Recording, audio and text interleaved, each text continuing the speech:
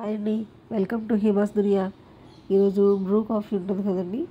ఇది filter coffee కాదు, అలానే ఇన్స్టెంట్ కాఫీ కూడా కాదు.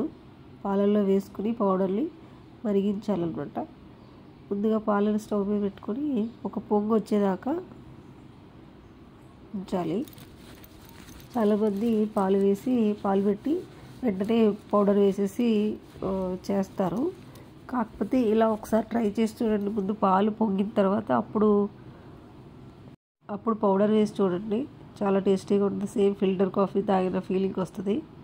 కాకపోతే పాలు చిక్కగా ఉండాలండి, కొద్దిగా చిక్కగా ఉండాలి. ఇప్పుడు ఈ పౌడర్ని కొద్దిగా వేసుకుంటూ మనం స్పూన్తో కలుపుకోవాలి. ఒకటేసారి 2-3 స్పూన్లు వేసి కలపచ్చు కదా అని అనుకుంటారేమో. అయితే ఉండగట్టేస్తుందండి, కాఫీ పౌడరు ఉండగట్టేస్తుంది. అందువల్ల కొద్దిగా వేసుకుంటూ ఒక చేత్తో కలుపుకుంటూ ఒక చేత్తో వేసుకోవాలి. అప్పుడు మనకి ఉండగట్టదు. మనకి ఎంత స్ట్రాంగ్నెస్ కావాలి అనేది చూసుకుంటూ పౌడర్ వేసుకోవాలండి.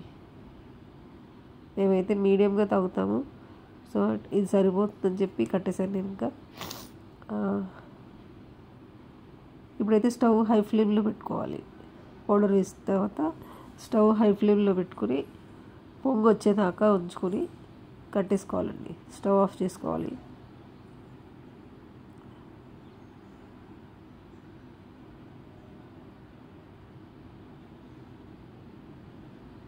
కాఫీ ఒక పొంగు వచ్చిన తర్వాత స్టవ్ ఆఫ్ చేసుకోవాలి. అది కూడా ఒక పొంగు వచ్చిన తర్వాత ఇంక స్టవ్ ఆఫ్ చేసేసుకొని వడగట్టుకోవాలండి.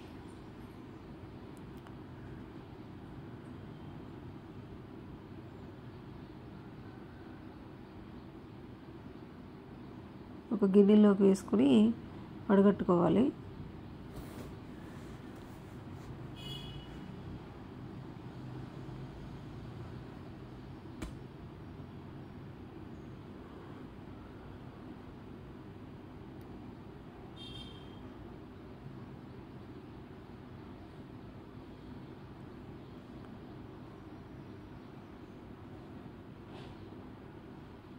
వడగట్టిన తర్వాత ఇప్పుడు ఫస్ట్ నేనైతే మా అమ్మమ్మ గారికి ఒక చిన్న గ్లాస్లో వేసి పెడతాను కాఫీ.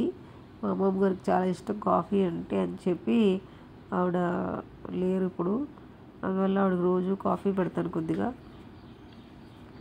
కాఫీ టీ కూడా పెడతాము. ఇప్పుడు కాఫీ టిఫిన్ కూడా పెడతాం. ఇప్పుడు కాఫీని ఒక 2-3 సార్లు ఇట్లా తొరుపుకోవాలండి. అంటే కలుపుకోవడం అంటారు కదా. మనం కాఫీని ఎంత బాగా ఇలా కలిపితే అంత టేస్ట్ వస్తుంది.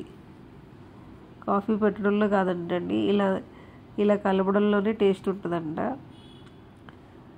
ఇలా నొరగొచ్చేదాకా కలుపుకోవాలి.